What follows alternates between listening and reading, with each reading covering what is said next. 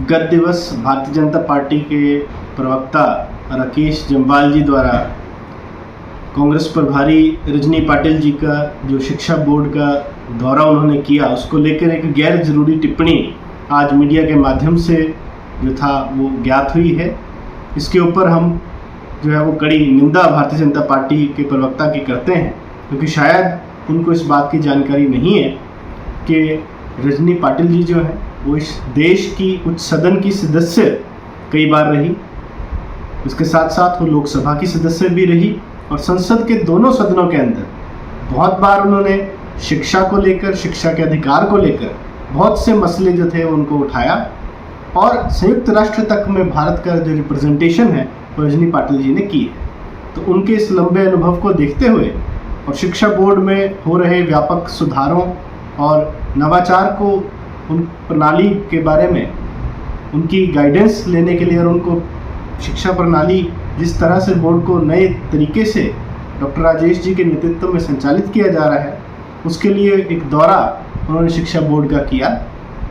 तो उस दौरे को लेकर भी जो है वो मुद्दा विहीन भारतीय जनता पार्टी के लोगों ने जो है वो गैर ज़रूरी टिप्पणी की है, जिसके ऊपर हम उनसे स्पष्टीकरण की मांग करते हैं कि भारतीय जनता पार्टी के प्रवक्ता बताएं कि जब प्रदेश के अंदर जयराम ठाकुर की सरकार थी तो किन कारणों की वजह से जो था वो शिक्षा के क्षेत्र में हिमाचल प्रदेश 21वें पायदान पे पहुंच गया। और आज जब प्रदेश के अंदर कांग्रेस पार्टी की सरकार बनी है और प्रदेश में कांग्रेस पार्टी की सरकार कार्य कर रही है, तो हमने शिक्षा के क्षेत्र में सुधार लाने के लिए जो कदम उठाए उसका नतीजा ये हुआ कि आज हम फिर शिक्षा के क्षेत्र में जो है वो 21वें पायदान से पहुंचकर 5वें पायदान पे आ गए और ओवरऑल स्टेट्स की बात करें तो उसके अंदर हम तीसरे स्थान के ऊपर आ गए। तो ये साफ दर्शाता है कि शिक्षा का जो राजनीतिकरण है वो सबसे अधिक जो है वो भारतीय जनता पार्टी के शासनकाल में हुआ। जब से आप देखिए केंद्र में भारतीय जनता पार्टी की सरकार बनी है, तब से देश के जितने उच्च संस्थान हैं,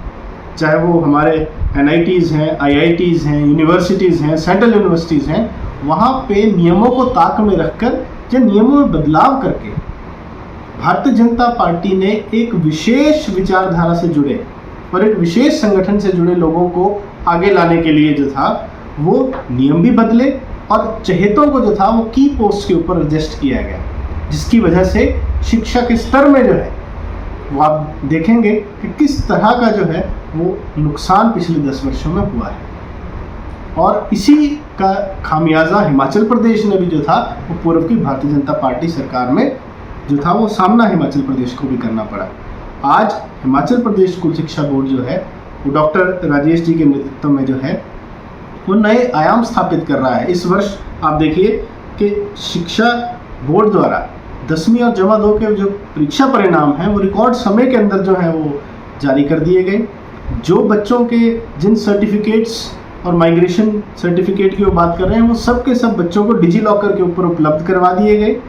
और इसके साथ साथ शिक्षा बोर्ड को न्यू एजुकेशन पॉलिसी के हिसाब से जो हमारी परीक्षा की प्रणाली है उसको बदलने के ऊपर भी जो है वो व्यापक स्तर पर काम हो रहा है। तो कांग्रेस पार्टी ने हमेशा शिक्षा को जो है वो राजनीति से दूर रखा और इसी का नतीजा है